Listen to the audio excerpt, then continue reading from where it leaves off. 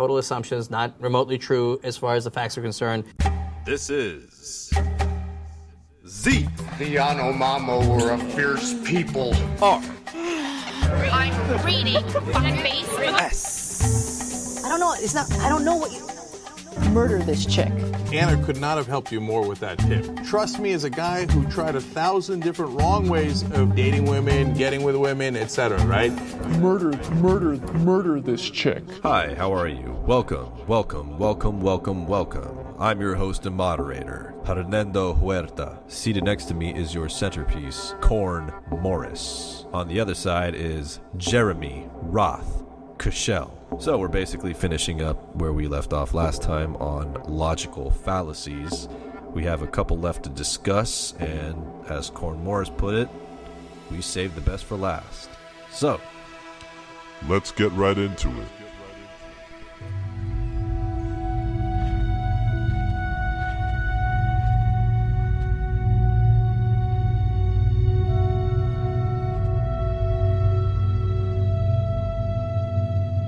What happened? How'd I get here?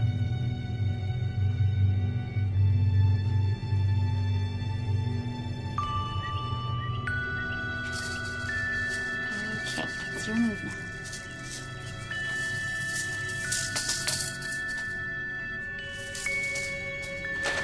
Anyone want some popcorn?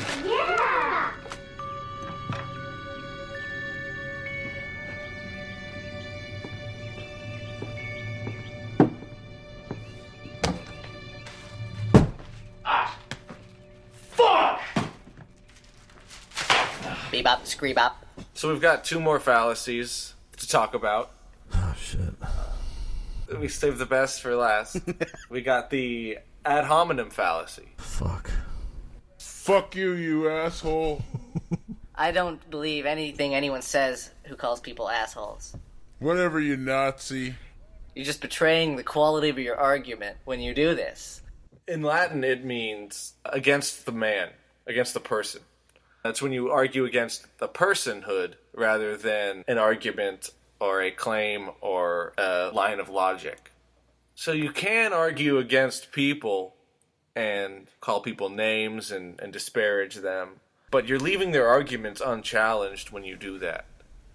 Even if you're arguing against the worst person in the world, argue against their ideas because they've already been called names. The names have already been called.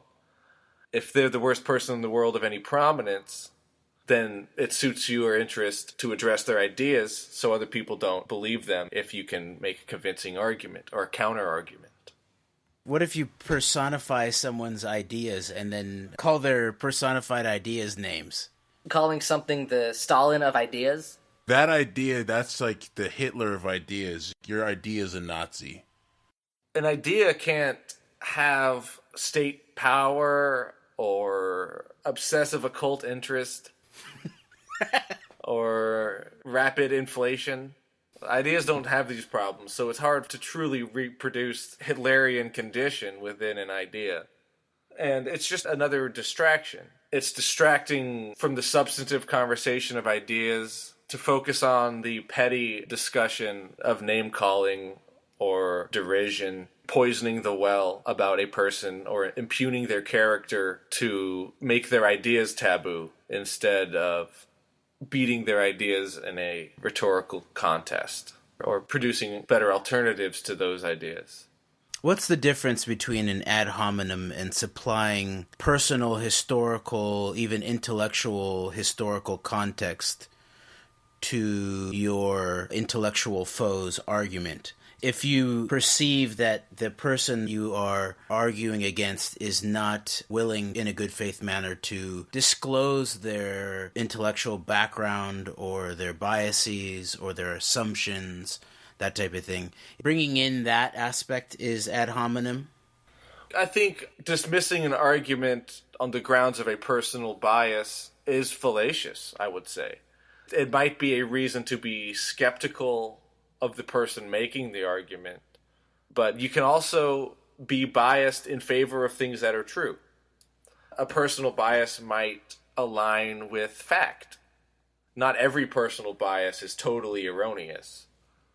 I am biased towards the side of freedom for people. So if an idea emerges that purports to limit the freedom of an individual, I'm going to be very skeptical of that idea because of my bias. But the increase in human liberty has also corresponded with a increase in the standard of living. So a simple bias is not necessarily any indicator of whether an idea or a claim is true or false. It's just an explanation of why that person is making that claim. Maybe the point is almost a subjective sense of good faith in whether the person who might be bringing up, like if we were having a conversation about an idea where the value set has something to do with freedom rather than economic abundance or something like that, and that I wanted to bring up your biasy towards that. If I brought your biasy in to further enrich the conversation rather than to close down the conversation, then it might be seen as that it's not ad hominem, it's, pro hominem or, or something like that. Pro argumentum is what it is. Yes. That would be a fair way to do it. And I'm also skeptical of the first part of the question you asked, which is historical comparisons to paint the image of those we don't agree with. Because historical examples, the famous ones, are outliers. These are not average people, which is why there's so few of them. If everybody was Hitler, Hitler would not be a household name. We know who he is because of how stark contrast he was to the average person. Most people do not reach those heights of ambition and then use them so heinously. That's not anything that could be used to compare for most people. It's not a baseline, really. Using a statistical outlier as a baseline is going to lead to a misguided analysis. And also, historical examples have often been used to censor and oppress and maintain the status quo. Karl Popper talks about that a lot in his book, Open Society and Its Enemies. There's no real shortage in history of historical-based excuses for tyranny. So it goes both ways, that there might be some analogs in history to certain things that happen today because there's nothing new under the sun, really, and there's a lot of just archetypes at play that only change a little bit over time. There still are things that are analogous, but the tendency in argumentation is to make those comparisons to diminish the other person's position rather than to engage with the position. People in argument don't compare people to favorable historical examples. You don't compare someone you agree with to Stalin. And that kind of shows how they're used. Unless you're Zizek being cheeky. Something we mentioned that has come up in a previous show is the fallacy of accusing someone of living in their mother's basement. He's a loser. Why would I engage with what losers have to say? There's a Latin name for that, argumentum ad salarium, which means arguing against the basement instead of the position or the claim. It sounds like a good thing. It sounds like, I live in Mother Earth's basement, motherfucker. I got access to the richest soil. Then people are just going to call you a cave dweller and not listen to you for that reason. True. What kind of sad individual sits there and argues with a basement? How do I know that this documentary wasn't made by a guy who lives in his basement? When did you stop living in your mother's basement? That's a form of demonization, which is essentially when ad hominem attacks stack upon each other. If you throw enough ad hominem attacks at a target, you will have effectively made a demon out of that target. You will have created a lightning rod for people's scorn. Rhetorical Jackson Pollock. But this one just is shit against the wall. That's messy. It's shitting against the wall. You're right. But then it's as if you shit against the wall and then you blame the wall for it. Why does this wall have all this shit over it? This wall is so bad that I have no choice but to shit on it. But then you become someone who's just shitting on walls. Instead of leading a meaningful life, instead of engaging with the fruit of the mind, Jesus Christ. Feces and fallacies, shitting on walls.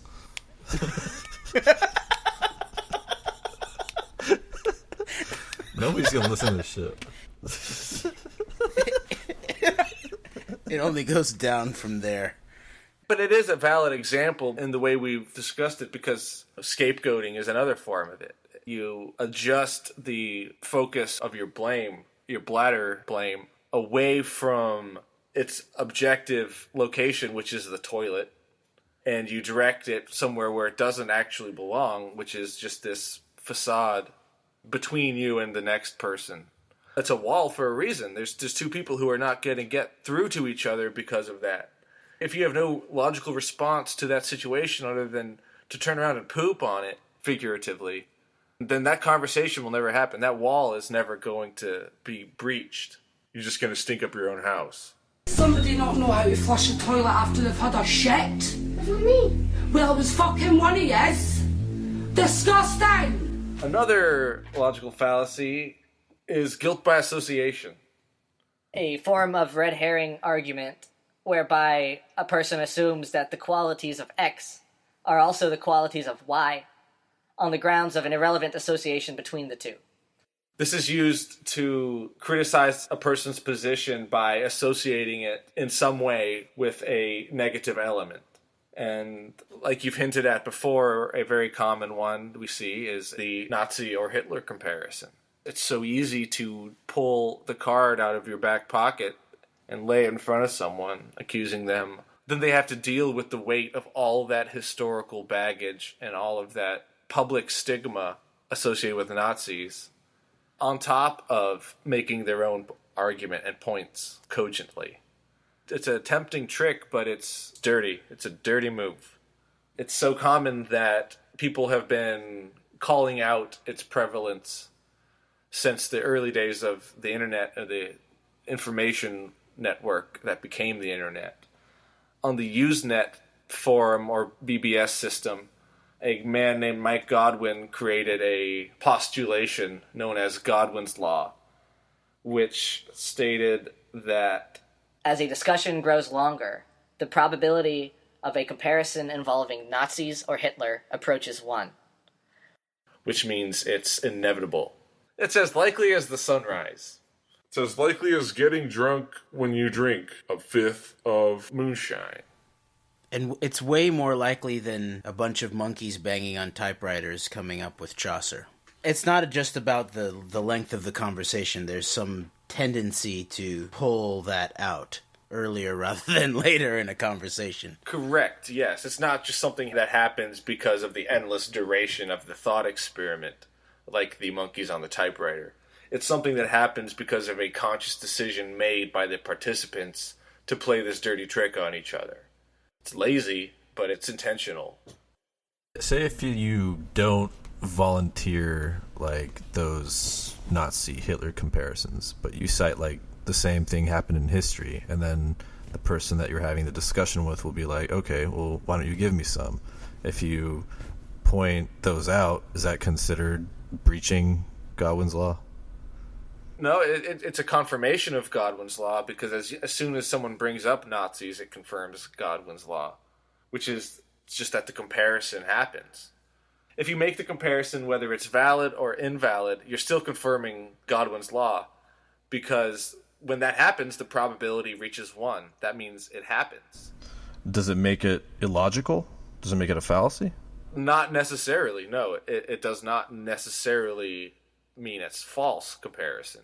But the amount of things that have been compared to Nazis that have actually turned out to be Nazis is minuscule. So minuscule that it's almost not worth doing. There's always a better comparison for something than that, I think. Sure, but that whole part of history is pretty common, and it's easier to bridge understanding with whoever you're having a discussion with, because everybody knows about that and everybody's familiar with it. The only thing that concerns me about that is, since we're talking about Godwin's Law as a logical fallacy, somebody could use these logical fallacy points as logical fallacies and just say like, oh well, that doesn't mean anything, that's Godwin's Law. Then they're misunderstanding the actual wording of Godwin's Law. It's not saying that bringing up Nazis makes your argument untrue. The only law is that as a discussion grows longer, the probability of it happening reaches 1. Well, just who knows how much it might have to do with our historical closeness to that series of historical events. Because if you're talking in the early 21st century, or when he came up with it, I think the 20th century, right? 1990. You're so close to the referent, and that referent is so wrapped up in basically all of 20th century history in a way, if you're talking about U.S. context, global context, European context, Russian context, Middle Eastern context. So in a certain way, there might be an underlying aspect of it that actually has to do with our historical context. But I don't know who Godwin was. Was he more of a tech-oriented kind of guy? He wrote in Wired, right? Yeah.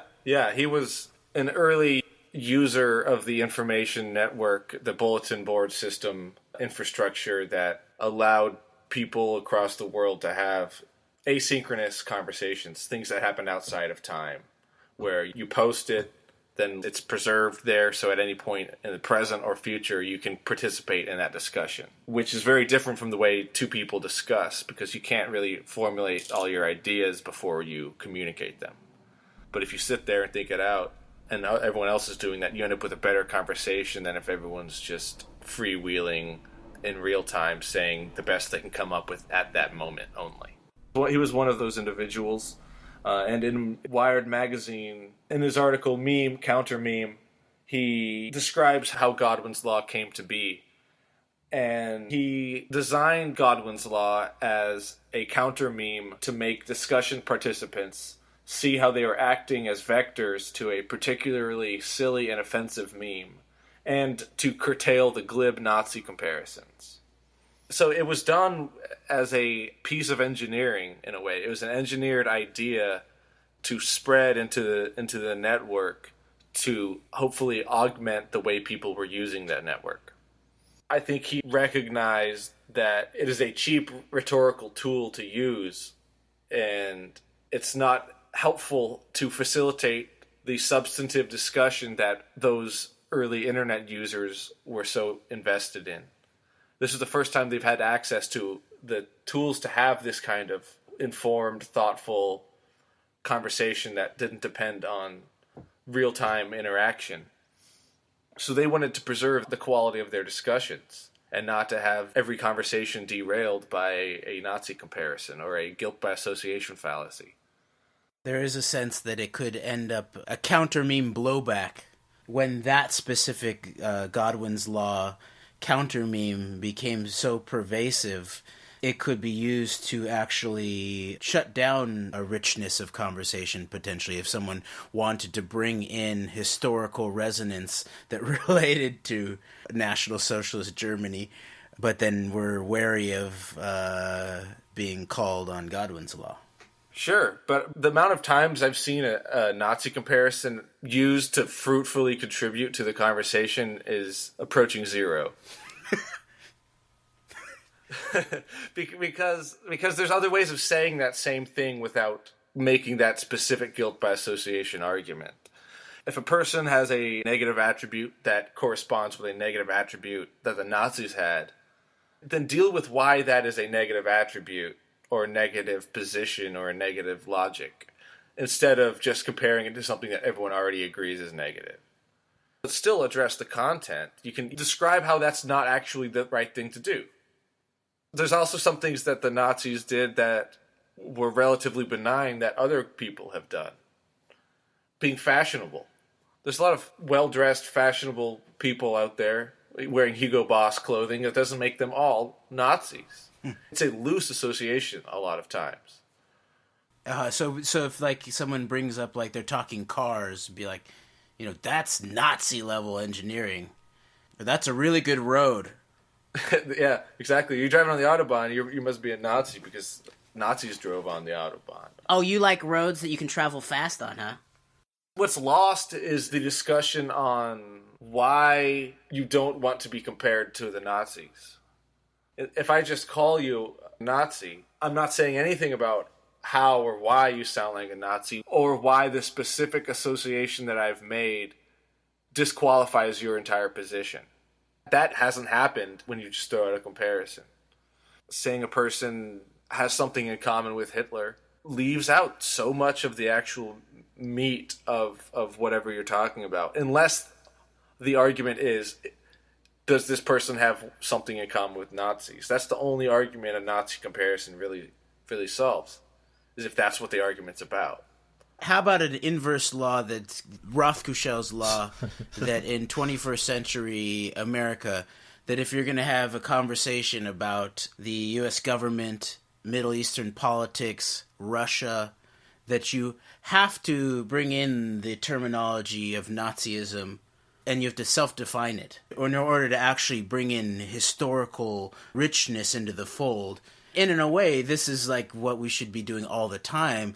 Terminology should be used not to make assumptions or to imagine that everybody's talking about the same thing, but terminology should be used as an object that everybody can look at and then describe it to make sure that we're actually have a mental image of the same thing in a way. Sure, yeah. Like Warsaw ghettos, the Warsaw ghettos in Gaza, as opposed to Nazi, Hitler. Yes. Correct. You're comparing the socioeconomic condition of one place with the socioeconomic condition of another place. And that has a lot more bearing than saying, because these two places have a lot in common, the Zionists are Nazis. That's where it becomes a bad argument. There are many, many valid comparisons in the world that can be made, but they don't always lead to correct conclusions. And if they can be made historically, then they should actually be made historically rather than through comparison or metaphor. I don't know. I don't know if they should be done historically, because that's where we get into saddling people with the baggage of history. This example that's been brought up of like Gaza or of Zionism in relationship to Warsaw Ghetto or Nazism, there's like such an intense and direct historical connection and ongoing rhetorically generated connection that it almost has to be unpacked historically in a way to understand what we're actually talking about. Sure, yeah. Insofar as we're talking about the facts of history, not a simple comparison to the evil people in history. Because history is both. It's the timeline of cults of personality that have comprised civilization, and on the other hand, it's an attempt at finding out the facts of the past. And I think basing arguments on facts is the way to go. Basing them on comparisons because they are available is not necessarily the best way to draw a conclusion or to rebut someone else's argument. But you came up with your own law there. Mm-hmm. That's a good example of the counter meme. It was a counter meme. Exactly. There were many counter memes to Godwin's own counter meme. There was Gordon's restatement of Newman's corollary to Godwin's law, which states that libertarianism is the primordial news discussion topic. Anytime the debate shifts somewhere else, it must eventually return to this fuel source. And we still see that today in contemporary Web 2.0, 3.0 discussion forums like Reddit or 4chan, that there's this almost political ethic at the root of so much of the participatory internet. There's Morgan's corollary to Godwin's law, which states, as soon as such a comparison occurs, someone will start a Nazi discussion thread on the censorship board. So someone makes a Nazi comparison, someone runs to the censorship board and say, this person is trying to censor me. That way, you have both people fulfilling the Nazi comparison. The person who made the Nazi comparison is censoring you, and then they become exemplars of the Nazi philosophy. If anyone's a Nazi on the internet, everyone's a Nazi on the internet. It's Nazis all the way down, yeah. Especially the internet, though, I would just remark. Okay. There's a law just for that. We'll get there. Surkar's corollary is that if Usenet discussion touches on homosexuality or Robert Heinlein, Nazis or Hitler are mentioned within 3 days. which is an elaboration on Godwin's law. It purports to be able to estimate how long it takes to bring up the Nazi comparison. And Surkar believed that it was 3 days, was how long the Nazi comparison takes. And he also included Robert Heinlein into it, and homosexuality. In this case, if you bring up these guys, then it will only take 3 days for that comparison to emerge. Surkar got very specific. There was van der Loon's corollary. As global connectivity improves, the probability of actual Nazis being on the net approaches 1. Maybe all of us are Nazis. Maybe none of us are Nazis. At least soup Nazis. Back in the days of Usenet, when only a small part of the population was online, there probably were no Nazis to fulfill that comparison on the net. But now that there's a global village of interconnectivity... Wait a minute, did none of the Nazi scientists on Operation Paperclip work on DARPA, you think, though? Maybe not. Can you imagine Werner von Braun at a computer terminal, writing code? Hell no. Hell no. After that, they are connected to a gigantic complex of computers. A specific and clearly defined set of circumstances is programmed into a tape memory bank. There were a lot of people that had their hand in the creation of the internet. There were volunteer communities and organizations of freely associated brilliant people. It wasn't just DARPA made the internet and then everyone used it according to plan. Not at all. They wanted kind of an interstitial communication system for certain branches of the military. The geeks pretty much clearly saved the internet to be a multistitial space, rather than just purely by, and DARPA. Right. DARPA may have come up with some of the conceptual framework, but the people they hired to actually build that framework had a very different vision, one that decentralized and liberalized. And that's why libertarianism was the primordial news topic in the nascent internet community, because that was kind of the tie that bound their mutual visions of the technology together, was that it's got to be free. Information is free. We've got to connect, freely. No censorship, no authority, no central authority. Godwin's article, Meme Counter Meme, ends with a great paragraph. While the world of the net is filled with diverse critical thinkers who are ready to challenge self-indulgent or self-aggrandizing memes, we can't rely on net culture's diversity and inertia to answer every bad meme. The Nazi comparison meme has a peculiar resilience, in part because of its sheer inflammatory power. The best way to fight such memes is to craft counter-memes designed to put them in perspective. The time may have come for us to commit ourselves to memetic engineering, crafting good memes to drive out the bad ones. Otherwise, the more things change, the more they stay the same. The reason that the more things change, the more they stay the same, is because bad memes are terribly distracting from the substantive conversation that needs to happen between people. They divert your attention from the crux of the argument, and they direct that attention to trivialities.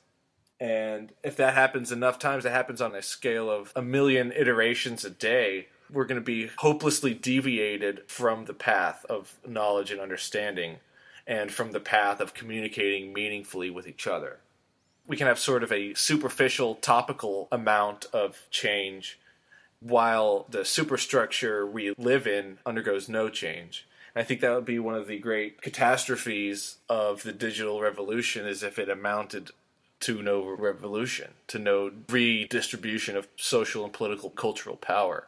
If the one thing that changes is the novelty of it all, and one thing that doesn't change is the contradictions and paradoxes of modern life, then all this will have been for very little, and an opportunity would have been wasted.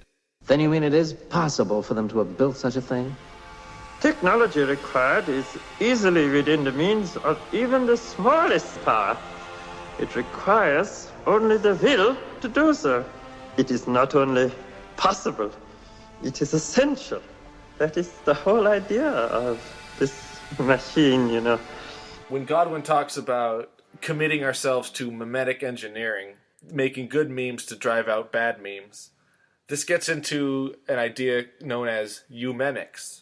Many people are familiar with the term eugenics, which is the scientific endeavor to improve the quality of human genes in the gene pool. But eumemics is an endeavor to increase the quality of memes in the meme pool. It's arguably a better way to change society than at the genetic level, because cultural ignorance is not genetic. Lack of self-knowledge is not genetic. Inability to communicate or understand is not genetic. These things are all sociocultural phenomenon. That's the level with which to re-engineer our experience. There's a positive eumemics and there's a negative eumemics. Positive eumemics is the creation of good memes. Negative eumemics is the practice of destroying the bad memes and obliterating them in the public consciousness to prevent their spread and reproduction and mutation to various new forms of toxicity. And that's what negative eumemics is for. I think you better go back to the prepared text there, Fred. I forgot it. I think I have a block against this shit. Repeat after me, but make it sound casual. At that moment, I would not for the life of me want to be in their shoes. Got it? You know why I've got a block against this bullshit? Because this is what gets people on drugs. It's all so disgusting. Come on, Fred. Just say the shit and get it over with. Disgusting! We talked previously about the importance of literacy for the individual as a self-defense mechanism. And positive, negative eumemics contribute to a media literacy because technologically we're not just in a world of books anymore. We're in a world of screens, sounds, juxtaposed words with images. The manner and style of rhetorical presentation has evolved incredibly to include many, many types of new media. So we don't just need book literacy because that's not the only medium in the game anymore. We need a multimedia literacy. Within our past discussion of literacy, there's a passive literacy, which is reading or taking in, watching. The sensory apparatus intake is passive literacy. And the active literacy involves writing a book instead of reading it, or communicating understanding, public speaking. The new passive literacy is going to be negative eumemics, basically knowing which bad memes to put a stop to. This is the new self-defense mechanism. And the active literacy of public speaking and stuff now extends to the positive eumemics of video production, music production, blogging, making image macros. Maps. There's so much here. I sort of want to get into like the genealogy of the word almost. Where does the EU, the U of eumemics and eugenics come from? Is it related to the U and utopia? Is it about perfection or is it about betterment? That's one thing. It's about betterment. The prefix EU, or you in that sense, comes from the Greek, I believe, for good or well. Wellness and goodness instead of perfection. Absolutely. It's the promotion of wellness through meme making. What's so interesting is that if you do think about a program for improving ourselves, and you think about these three general realms, one would be the mimetic realm, the realm of our minds and language to some extent. And then one level down from there would be the epigenetic, which is the physical expression, the epiphenomenon of genetic expression, how genes express themselves in the moment, the phenomenology of genetics. And then below that sits genetics, the actual coding. It's back to language at some level. That's sort of interesting. It goes from language to matter back to language or information at some level. It makes a lot of sense in terms of a program of cooperative self-betterment. Instead of trying the 20th century top-down, totalitarian, authoritarian approach to eugenics, a structural approach to improving the gene pool and stuff like that, the idea that our self-betterment might start in the individual mind is really a much more inviting idea in a way. And you can even see how that would actually work, especially now with so much incredible cross-fertilization of information about health and different modes to physical health, that people learning about water and food and air and movement and stuff like that through mimetic expressions are then able to improve their epigenetics in the moment as they feed themselves higher quality food, drink better water, breathe better air, create better relationship with their body and with others. And then ultimately that probably does lead the way towards better, more adaptable relationships between humans and communities where the prospect of passing on our lineage becomes healthier and healthier to some extent. It is really inviting, and I can see how there could be this descent from the mind down through the individual body, through the genetic lineage into the future. And at the same time, all of the things that bubble up around the shadow potentials and the dangers around things like genetic engineering also bubble up in this way. Although, because as you said, that the mimetic is a realm of ideas and language, the individual problem of making a mistake in that realm is not as drastic as it might be if you were making a mistake at a more physical and base level. But I would call into question the problem of genetic engineering. There's a parallel, potential problematic piece to it where there are unknown consequences. If you go to like David Bloom's book, Alcohol Can Be a Gas, there's just a side panel about when there was an attempt to genetically engineer some type of bacteria or something like that so that the strawberry crop would be able to go a little bit further in towards the frost. And it ended up, if they tinkered with it, they almost could have wiped out all of the food crops on the earth or something like that. My biochar mentor, David Yarrow, he came up with this expression of the idea of geotherapy. Maybe a complementary approach to mimetic engineering would be mimetic therapeutics. That's the whole idea in the first place, is that mimetics is basically just the creation and spread of ideas.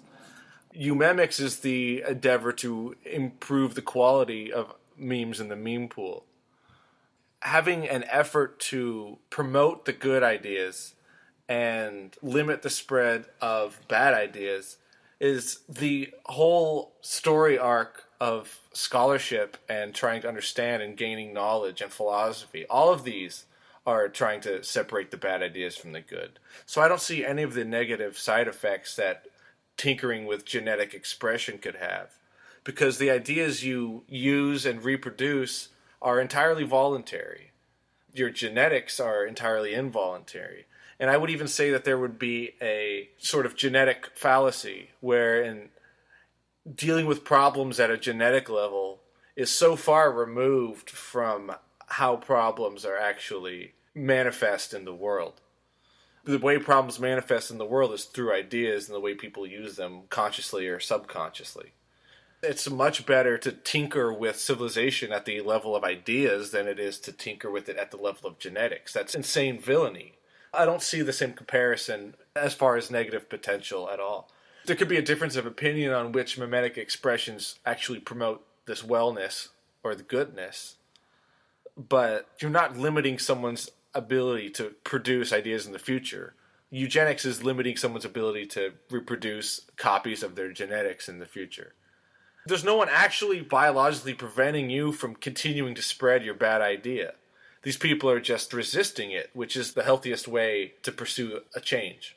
Yes, but in order to uphold this larger project, which I wholeheartedly support, I do think you're right that it is the arc of human culture, the improvement and expansion and the abundant cultivation of our perceptual and conceptual environments and our role in that.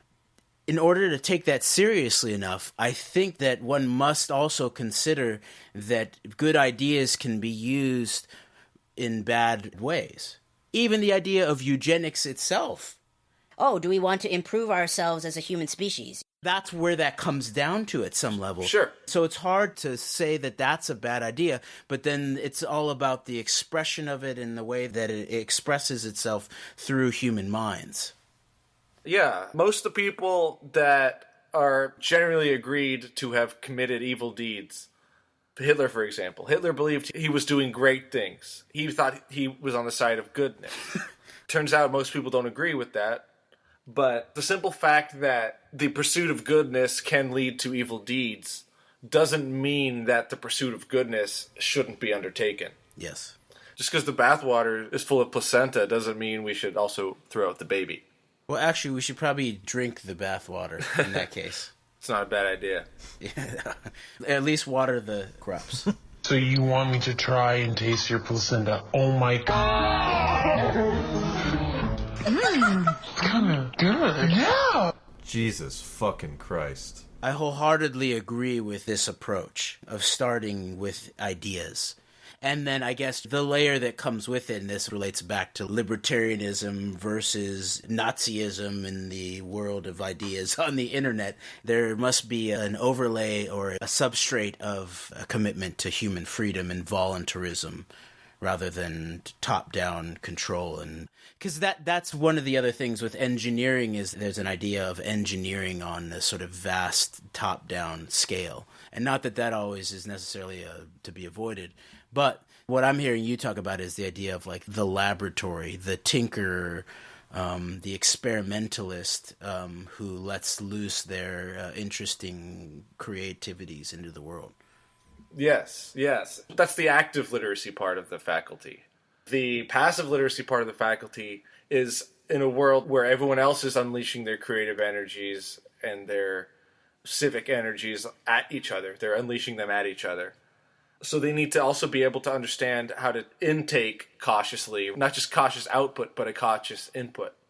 That's the negative eumemics, being able to differentiate how ideas are being used against you. I'd say it's at the level of ideas where Hitler's good intentions became evil deeds, or where the good intentions of most egomaniacal tyrants become highly harmful. It's the flawed ideas with which they pursue their belief in their goodness. Someone who wants to do good, has good ideas, generally does good. Someone who wants to do good and has very bad ideas ends up hurting people and leaving destruction in their path. So negative eumemic passive literacy is essentially an immunity against mental garbage and people loading their mental garbage into your brain. What we have done in our time with electrical technology is to put our nervous system outside ourselves.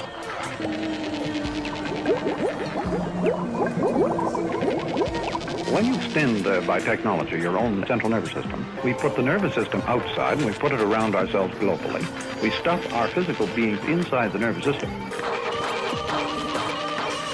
This means that every private operator can own a hunk of your central nervous system, as if it were a wheel, a box, or a piece of land.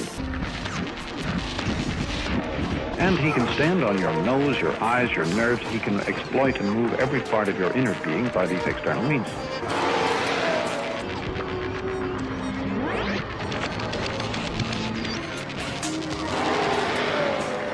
No Elizabethan had any such resources.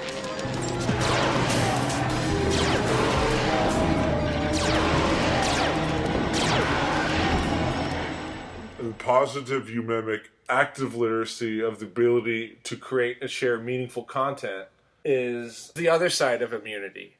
Creating things from which people do not need to become immune. The bacteria worth having, the virus worth catching. If a society doesn't know what to do with its garbage, it'll just accumulate. Garbage degrades the environment. Mental garbage degrades the mental environment. Degraded landscapes become very hostile climate for growth. You don't find a whole lot of flora and fauna in the desert. You find cactus and lechuguillas and snakes. Thinking permaculturally, the idea that there's no such thing as waste in a well-engineered environment, it actually means that the negative eumemics are a bridge strategy during the time where there is brain garbage until we've actually figured out we've overgrown it with the creative ideas that are so abundant and so obviously more adapted to their actual environment that they overtake it. And then at that point, the garbage heaps of ideas become more like relics of past civilization. And we don't do that anymore. Yeah, that's an interesting way to think about it. I think what we want to avoid is the desertification of the mental environment due to an accumulation of excessive mental garbage. Because in a desert, the conditions for growth are very limited, and very few things grow in the desert. In a mental desert, you will not have a diversity of ideas or expression. And I think that's one of the things to work to prevent, because there are those users of digital technology that would favor a sort of scorched earth mental agriculture. Scorched earth agriculture is a terrible vision to hold for a new frontier such as this hyper-connected digital landscape in which we find ourselves so enveloped. It's really a very novel development. We have not been able to prepare ourselves for it and for its emergence because in many ways we didn't see it coming. We somewhat arrived at this destination accidentally, one small choice at a time, troubleshooting one problem at a time. And we haven't had the anticipatory education to prepare ourselves to seamlessly transition into a new way of organizing, a new way of being, a new way of communicating. This is a totally new information environment of which humanity has never had any experience whatever.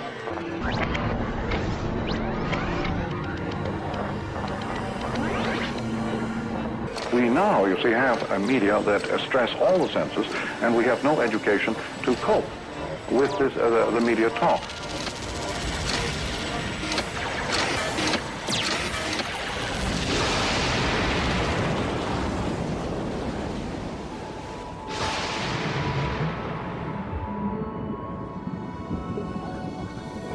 The development of the media technology and access to it has positive and egalitarian dimensions, as it grants individuals with the ability to chart and control the course of the culture, whereas such abilities had previously been reserved for the establishment groups and institutions.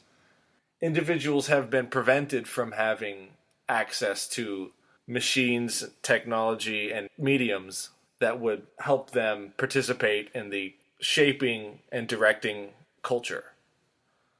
That is a revolution unto itself. Information, art, and the ability to disseminate them are no longer elite privileges. And the long-term impact of this revolution will largely depend on how we use these new tools going forward. So it's important to get the mind right in this avenue in order to get the best possible outcomes in a new opportunity. Drawing out that analogy of the soil, in soil where the carbon content dips below a certain percentage, and I think it's somewhere around 1%, closing in like on a 0.5% or somewhere in that realm, biological functioning shuts down. And you can max out too, but it's somewhere up around 10% of what carbon content in the soil. So I'm wondering what that substrate is in the mind that would be the activator to be able to cultivate the diversity that's needed moving forward. Is that something like curiosity, connection to culture, what that might be? I think it would be the creation of meaningful content. It doesn't have to be meaningful to everyone. It has to be meaningful to someone. For example, the same conditions do not equally benefit all plants. A cactus can survive with very little water. Other plants would need a lot more and couldn't survive in the same conditions. So it's not about a one-size-fits-all solution necessarily, but it's about creating things that can be used. Because if the things that you need and that benefit you and can spur growth within you, if they exist, then it's up to you to find them. A plant is relatively stationary, and it has to hope that the environment suits it, because its ability to respond to the environment is very limited. But a human being is different. we can seek out the nutrients where it exists. So as long as people are creating nutritious ideas, we are free and able to go find them and pursue them. Curiosity is a part of it, for sure. Yeah, I guess that's what I'm searching for, is what is it in the nature of the mind, both the creating mind but also the receiving mind, that is a universal substrate where it so desires that, and that rain that reaches parched earth won't even be able to make it into the soil. And so sometimes it takes fire in order to make a break, or in this case that I'm talking about, it's the nature of how much carbon, the carbon content in the soil. No bacteria that enriches the roots of the soil of the mind can exist when this content gets too low in the mind. Curiosity is a pretty good thing to have, because I mentioned that people can seek out their own nutrients as they see fit. Without curiosity, you will not seek anything out. You will be a plant. You'll be stuck where you're at and needing things to come to you, rather than having an intellectual self-interest to seek out more fruitful thoughts. Don't want to get stuck between two ferns. Yeah. Or, I mean, not so fruitful either. Wouldn't you think the trash is kind of beneficial to some degree? I'm talking specifically about internet trolling. You touched on how the internet's kind of like a very level playing field. You know, you could think about the hacktivists, like Anonymous. Hold that thought. That's a big part of where we're going, so that's good intuition. Are we there yet? Since we're heading out into the unknown as a society, a place we've never been before, a place we have not been able to prepare ourselves for arriving, we need to at least take stock in what has happened already. What initial changes are we seeing already? Where do we find ourselves? And we need to at least think about that in order to know what our options are going forward and where we want to end up based on what we've experienced so far. One thing we are seeing that has been noted by others is that there are far more content creators than ever before. And everyone is distributing content these days. Some people are making and distributing content. Some people are simply distributing content that other people have made. But these are two things that were not happening 25 years ago. And having such a massive increase in the amount of content creators, the competition between ideas will become very rapid, and there'll be a lot of activity in the war between ideas. With that amount of activity, you end up with what Rushkoff describes as a loss of stasis within culture. Rapid growth causes rapid change. And rapid change is a threat to the beneficiaries of the status quo. The status quo and the beneficiaries of it have been the members of the political or church hierarchies that controlled the spread of culture and decided who received what access to culture. And that began to change as the hierarchical triangle of the few atop the many began to invert. Higher levels of participation in culture creation has led to an increase in activity, and high levels of activity naturally preclude stasis, or standing still as it means in Greek. You won't find still waters where swimmers are splashing and thrashing. A world without stasis is a world of constant change. Now this is what I call the global village. You no longer have to be anywhere in order to do everything. The same information is available at the same moment from every part of the world. The world is now like a continually sounding tribal drum, where everybody gets the message all the time. A princess gets married in England, and boom, boom, boom go the drums. We all hear about it. An earthquake in North Africa, a Hollywood star gets drunk, away go the drums again.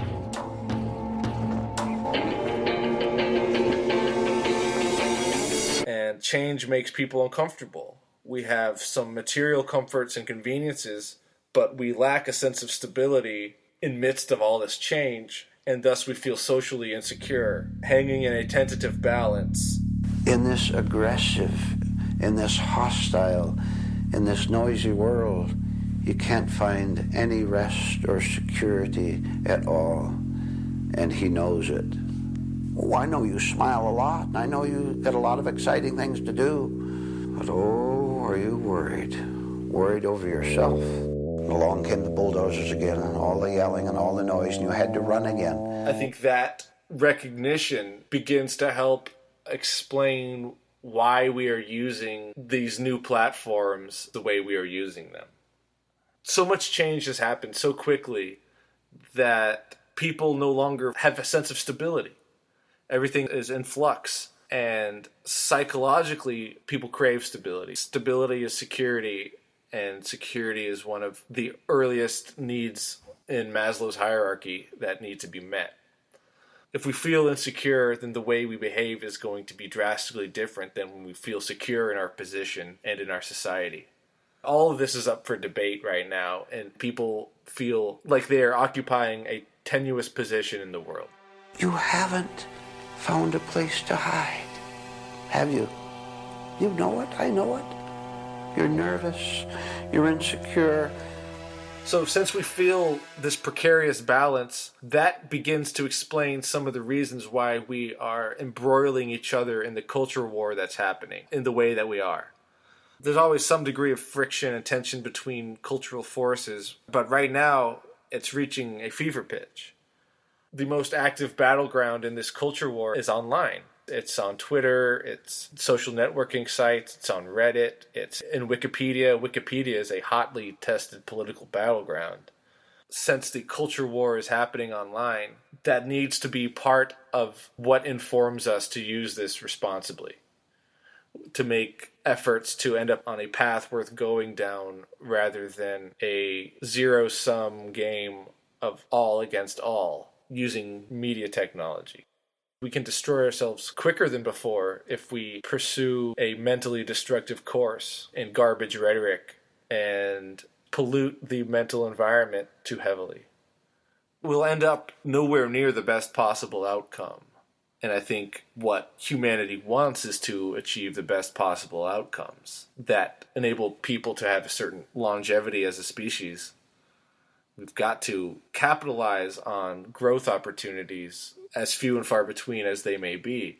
When they do arise, we have to seize upon them, or then the greatest periods for growth and change will be left as periods of stagnation. I believe that if we do not seize the opportunity here, that either someone or something else will end up doing it for us. Disgusting! You know, we are the thing. We are the same people that are everywhere else, and we are just as woefully unaware of the programs that are operating on us. You know, I feel like we are just running programs without knowing what they're for and without any desire, much less ability, to code, to write them. Coding is not this awful geek thing. Coding is this wonderful geek thing. But coding is literally programming the future of our species. Literally. Technologies we have now, we can remake human biology. We can remake consciousness. We can literally build the world in which we live consciously from many, many tiny, high, remote leverage points. To pass up that opportunity would not just be a shame, but I think to pass up that opportunity may be the last time we get to make this choice. The window of opportunity opened really with the invention of text. It opened again with the printing press and broadcast, which we misused. And it's open now with these technologies. People have an ability to cause greater impact and effects on each other than ever before. I can piss off somebody in Maine right now if I just type in the right buzzwords. And if we simply spend all of our network discourse offending, alienating, demonizing each other, where will we end up? Will we end up addressing the imbalance of power on planet Earth? Will we end up addressing the sick ideologies that infect us? Will we do anything to solve the division that is so rampant? Exercise a creative caution to have a positive impact here. But how much of this is actually about the message versus the medium, and how much of the problematic aspect of our communication, how much of it is context and a problem of structure that's not conducive to constructive communication.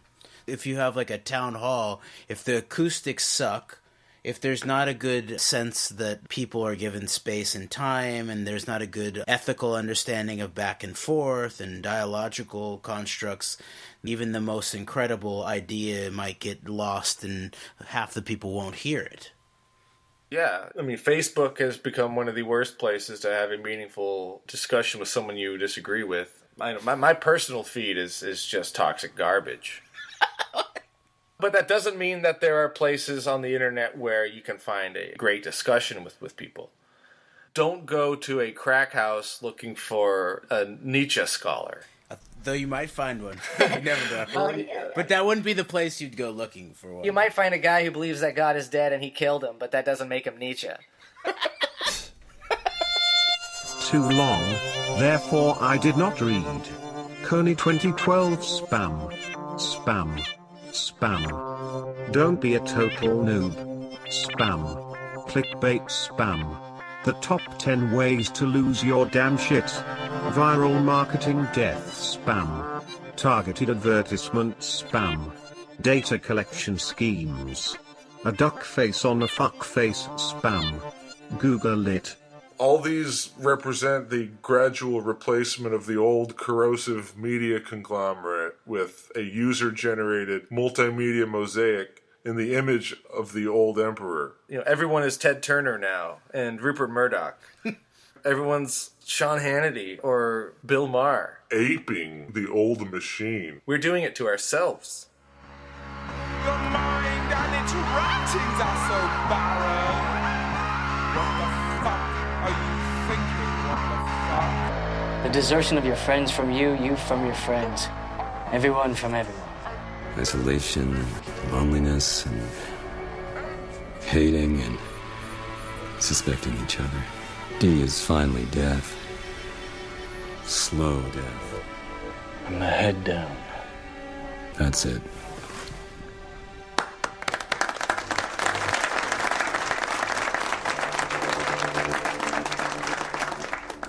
Okay, let's eat. The responsible use of media tools as civic technology is one of the primary challenges facing humanity right now. If we can use them to push aside the obsolete routines and limitations of the previous age, then we should.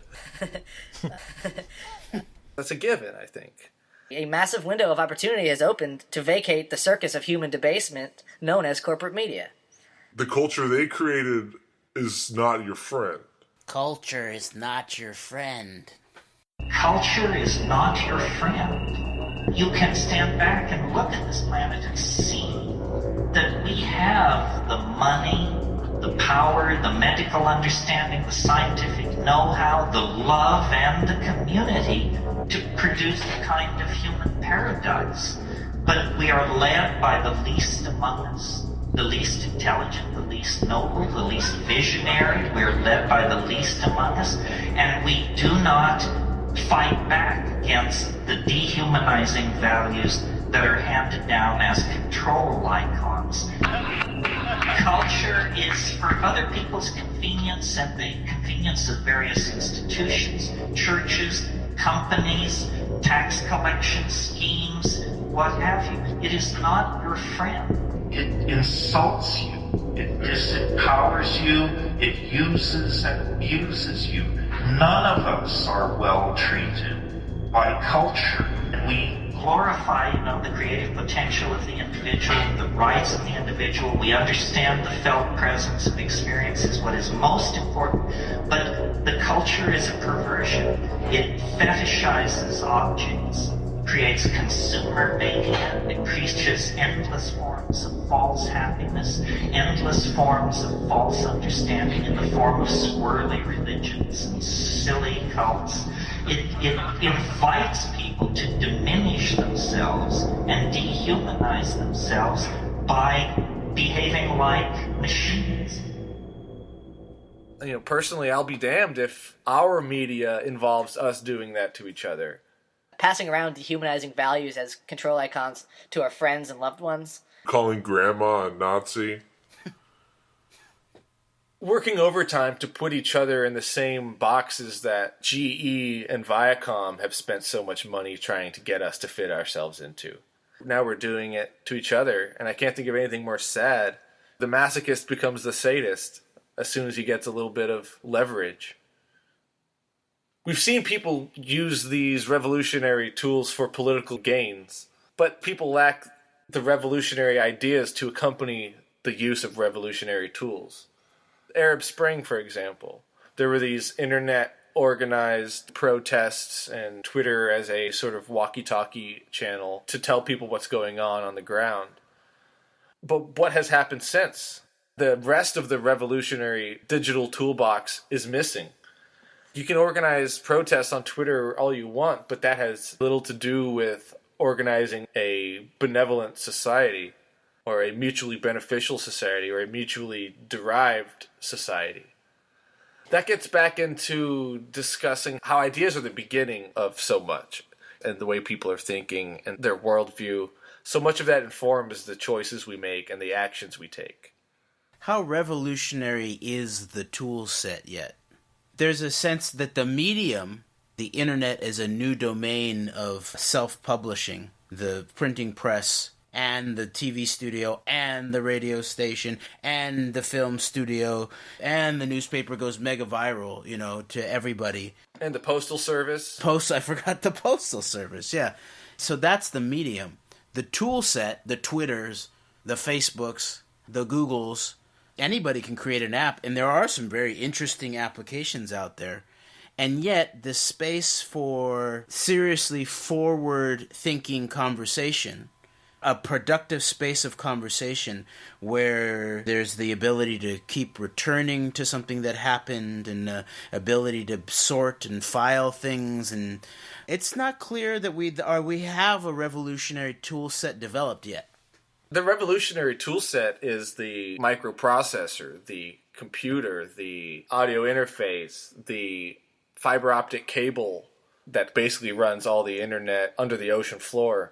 These are all revolutionary technologies.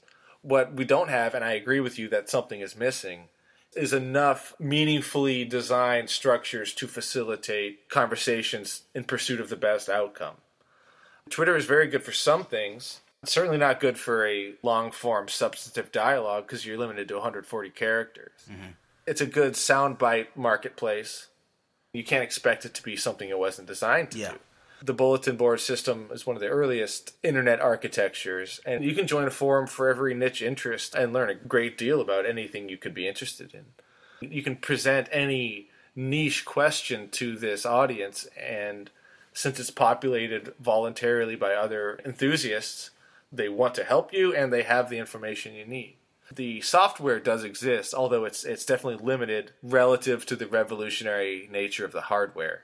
The growth of hardware has exceeded the rate of growth in the software, and that's where we need to, not just the software, but also the content, because the content is an outgrowth of the program. So some of the programs suck, and then the content on those programs suck, but that's just where we're at. We're new to this. We focused on the hardware. We focused on gaining new tools, and we haven't done the focusing on gaining new ideas with which to use new tools. The theoretic answers.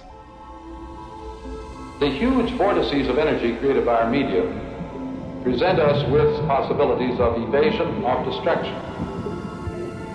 By studying the pattern of the effects of this huge vortex of energy in which we're involved, it may be possible to program a strategy of evasion and survival. He said, the laws of media, they come in hope, but they only work as questions. What will you gain? What will you lose? What will return from an ancient time? And what will come of this thing you create if you let it go too far? There's no order to the laws of media. All these effects are happening all the time. The trick is to recognize the pattern before it is complete.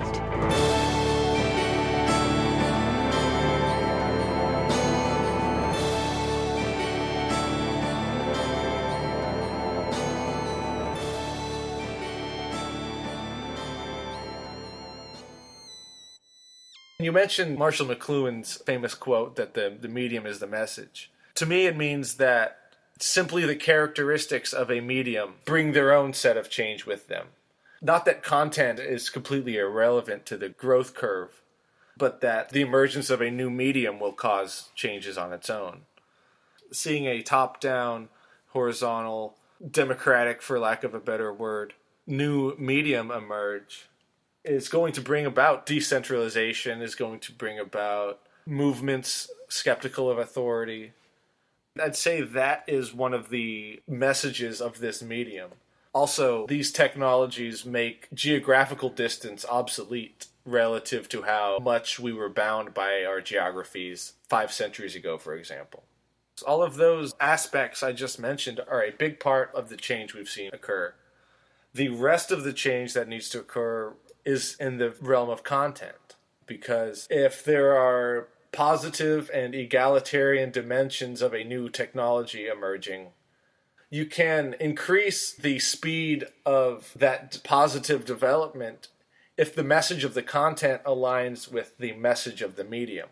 Since the internet is a decentralizing social force, it's a self-organizing social force, it's a democratizing social force, then if the content is synergized with the nature of the medium, then we'll have a much more effective, accelerated pursuit of the positive and egalitarian dimensions of the medium. If the content is totally contrast to the nature of the medium, say using the internet to promote rapid re-centralization or to promote a top-down culture, is going to be less effective because your medium is at odds with your content. I think we're lucky here in that the message of the medium and the message of the content, both being healthy and meaningful, are worth striving for. We're not stuck in a contrast between the two. What we three want out of the internet and out of technology and technological growth is not at odds with what we want from the content.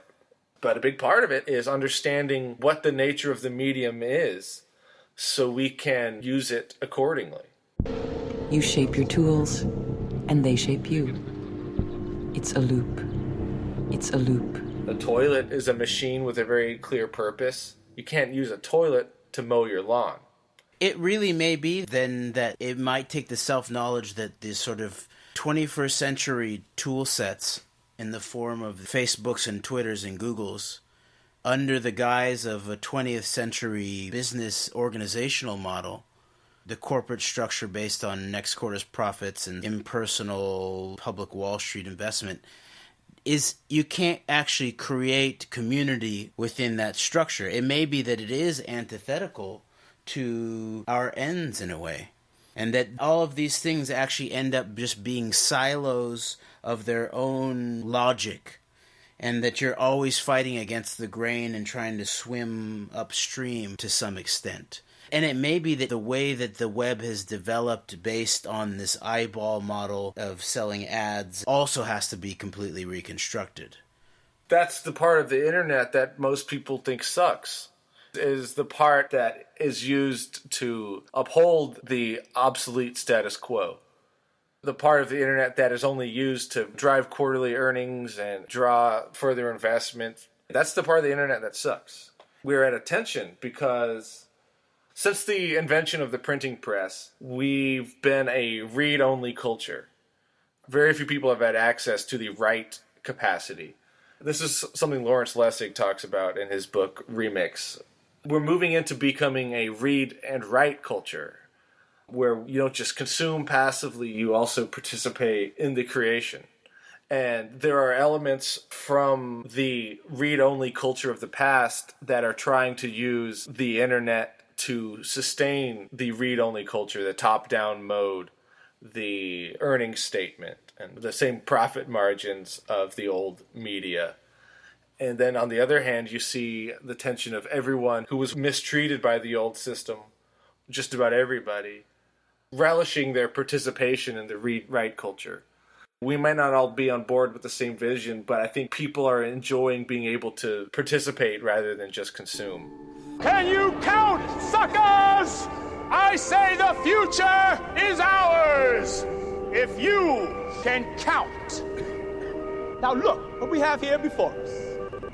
We've got the Moon Runners right by the Van Cortlandt Rangers. Nobody is wasting nobody. That is a miracle. And miracles is the way things ought to be. Can you dig it? Can you dig it? Can you dig it?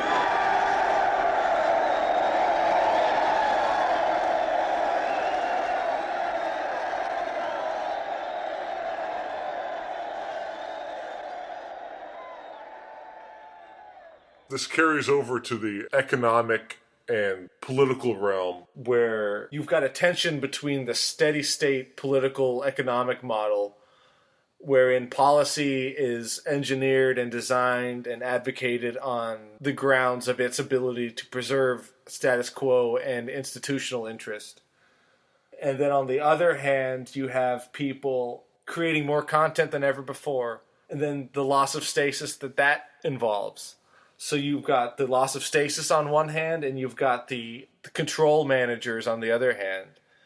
And you've got people who have enjoyed the preservation of the status quo, which benefits them, versus people who are, by nature of their self-expression, eroding the status quo. So there's indeed a conflict between the corporate side of the internet and the user-generated side of the internet. Yeah, and it may not even be just that it's the corporate nature of it. It may be really as basic as what you are hinting at in terms of the problem of a read-only model based largely on 20th century technologies of the television, the sort of unidirectional television, the unidirectional radio, the unidirectional newspaper, updated into a 21st century read and write a medium like the internet. So it may be that the medium is not the message, but the medium is the model. And so we need to update the model in a way, and that may actually update the message. So something just as simple as tweaking a business model to include the idea of like a benefit corporation, where it's basically programming in the beginning that it's not just next quarter's profits and the bottom line of the shareholders, but you can program in a mission statement into your bottom line so that the corporation has to serve that other creative or community bottom line in addition to some type of business profit bottom line. The pain, so unexpected and undeserved, had for some reason cleared away the cobwebs. I realized I didn't hate the cabinet door. I hated my life, my house, my family. Are you okay, Daddy? What happened? My backyard. My power more. Nothing would ever change. Nothing new could ever be expected. It had to end.